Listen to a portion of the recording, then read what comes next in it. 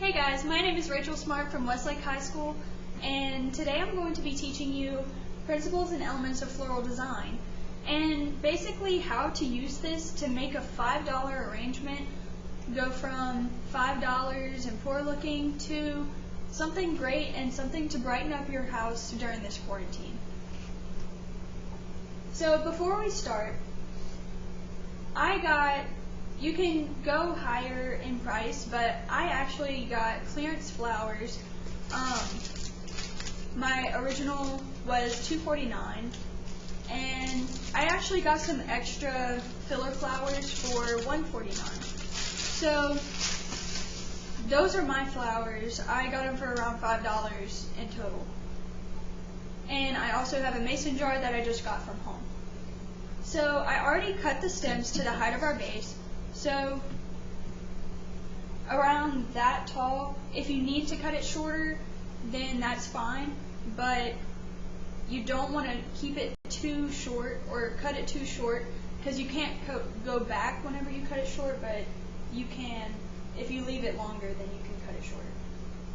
So then I separated my flowers by color just so I can better see what colors I have. So I have purple, yellow, and some white.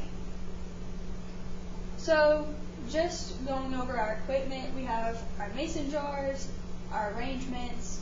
I have a pair of floral shears, aprons, which is optional just if you don't want to, just if you don't want to get your clothes wet, and safety glasses. Eyeglasses are fine, but anytime you're working with equipment, you want to be able to protect your eyes.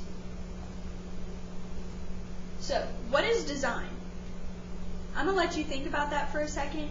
Pause if you feel like you need more time. Alright. Design is the arrangement of elements or details in a product or a work of art. Our work of art is our flower arrangement.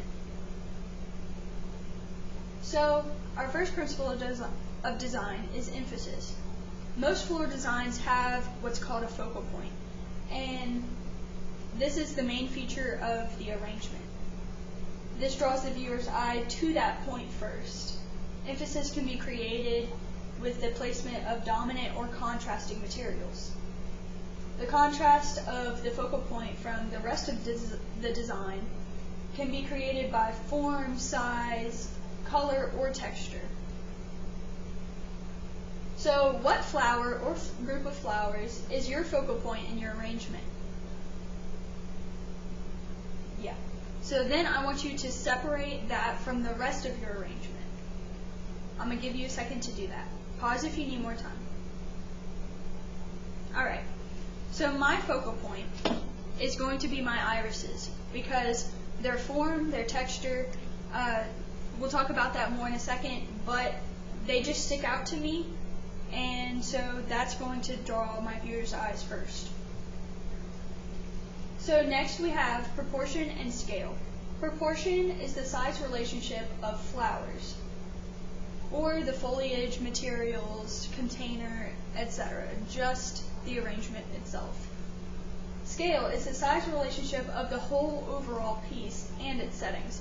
So not only is it the jar and your flowers, but it's also what's around it.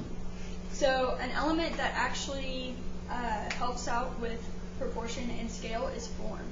Form is the height, width, and depth of the arrangement. So next we have harmony. Harmony is when materials, colors, and textures blend well together and are suitable for the design's intended purpose. So the design's intended purpose is to bring joy to the house and kind of get people feeling happy even though we're in quarantine. So elements that kind of help with the principle harmony is color, which is pretty self-explanatory. It's the combination of colors within the arrangement through flowers, foliage, and other materials. Texture gives the arrangement interest and diversity and allows the viewer to notice different flowers. So that's my different flower. I have texture with my irises, my statice, my chrysanthemums, my other filler flowers. That just adds different, it just adds diversity to the arrangement. So now we're going to talk about colors. So we have a few different color harmonies. We have complementary colors, which are just opposite to each other on the color wheel, like purple and yellow, which are my colors, green and red, blue and orange, just anything that's opposite to each other on the color wheel. Then we have analogous color schemes, which use colors that are right next to each other on the color wheel. So it would be red, orange, orange, just anything next to each other. And then triadic color schemes are color schemes that are three colors that are evenly spaced out around the color wheel. So yellow, blue, red, primary colors. Green, orange, purple, secondary colors. Those are very popular triadic color schemes. So then we have split complementary, which is basically complementary, but instead of using yellow, if I wanted purple, and instead of using yellow, I would use the two on the other sides of its complement. So it kind of makes a Y figure. So then we have rectangle or tetradic color schemes, which uses four colors arranged into two complementary pairs. So if I had yellow and purple and I wanted to add blue and orange, that would be a triadic rectangle color scheme. The square color scheme is like the rectangle, but with all four colors spaced evenly around the color wheel. So instead of having two complementary pairs, they're just evenly spaced. So green space, yellow space, orange space, red. You know, anything that's just evenly spaced. So what color harmony does your bouquet use? If you need to write it down or just have it in your head, that's fine. I'm going to give you some time to do that. Alright, so my color scheme is purple and yellow. So that's going to be complementary. So our next principle is rhythm. Rhythm allows your eyes to move around and through the arrangement.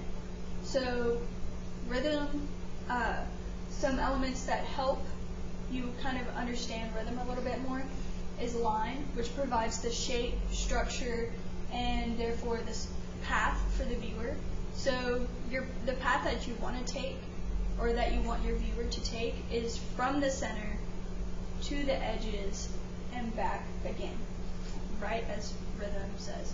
So I'm going to go ahead and put my focal point in the center, and then I'm going to build around it. And then you also want adequate space, which gives the viewer a chance to see each individual flower. If you have them too close together, that breaks that line, it breaks that path, and they're clustered together. But if you have them too far apart, then that also breaks the line, breaks that path for the viewer. So I'm actually going to cut mine a little bit shorter, just whatever feels right for you. So now we're going to talk about balance. Balance, there's two kinds, physical and visual.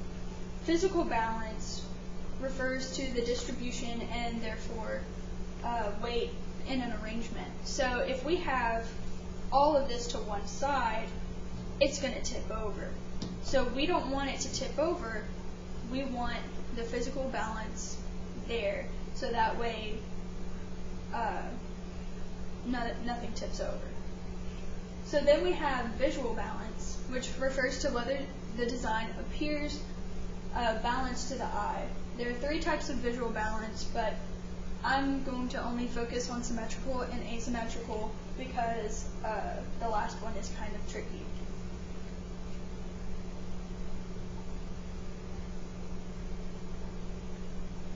Okay, so symmetrical balance has, if you think of symmetrical in art perspective, it's the same on both sides. But asymmetrical is not the same on both sides, but there is still a way to achieve balance even though it's not the exact same. So if I decide to have my white flowers up here, I need to have something of equal value right here to asymmetrically balance it out. So I'm thinking I'm going to put my status, or I could just put some of these other white filler flowers.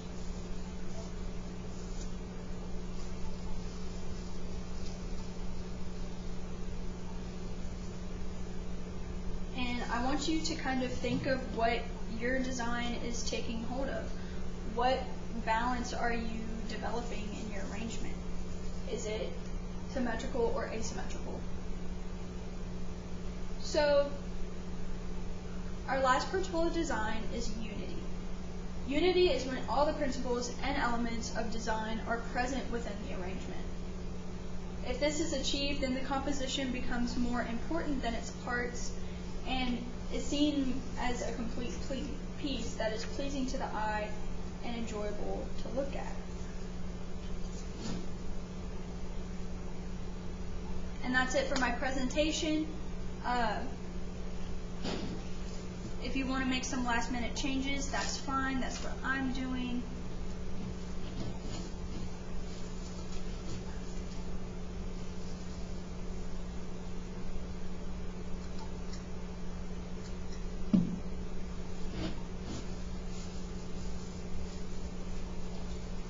And again, you don't want anything to be too close together, but you do want to create that path that goes from the middle to the edges and back again.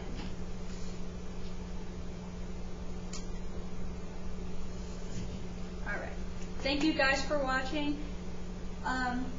Hopefully you learned something, and hopefully this gives you something to do while we're stuck at home doing nothing. Just the next time you go to the grocery store or your parents go to the grocery store, pick up a $5 bouquet of flowers and make it look prettier and bring happiness and joy into your home.